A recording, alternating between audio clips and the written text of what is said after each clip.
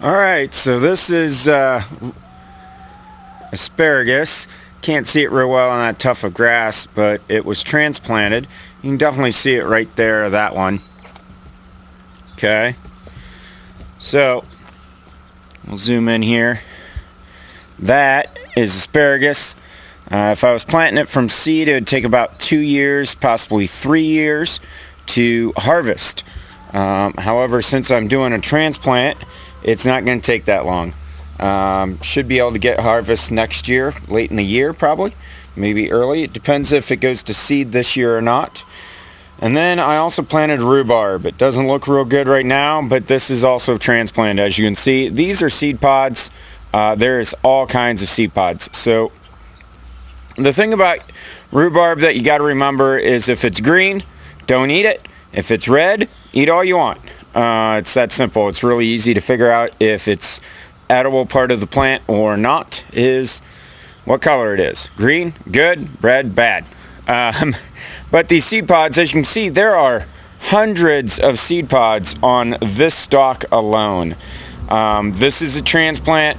Again, hundreds of seed pods. Here's another seed pod with a gob. And what they're going to do is they're going to propagate this entire area that I weeded out for rhubarb next year. And I'm definitely looking forward to it. I'm not a big fan of rhubarb personally, but I know quite a few people who have asked me if I would grow some for them. So I'm definitely willing to do that. And then also I had a seed packet of rhubarb seeds. So I just sowed them on the ground here to fill this whole area in.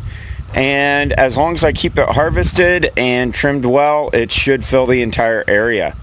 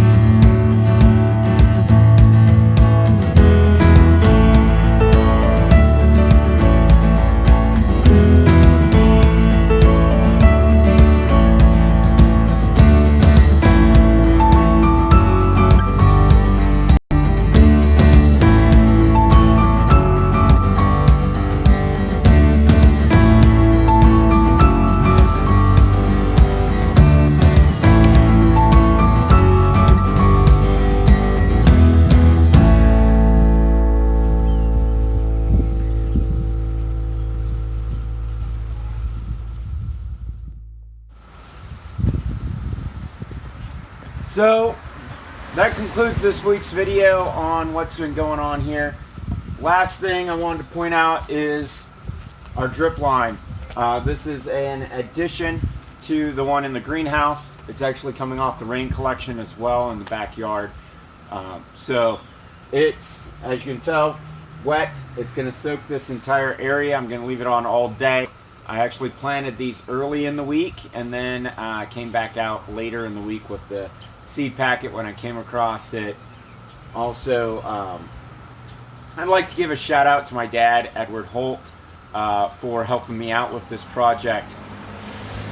Over the last 2 weeks, we replaced the window over here in the basement. It was a piece of plywood and with a chimney stack from the water heater. Now it's nice glass block. It provides a lot of sunlight. Check out that video if you'd like to see how I did that, how we did that. Well, I did it.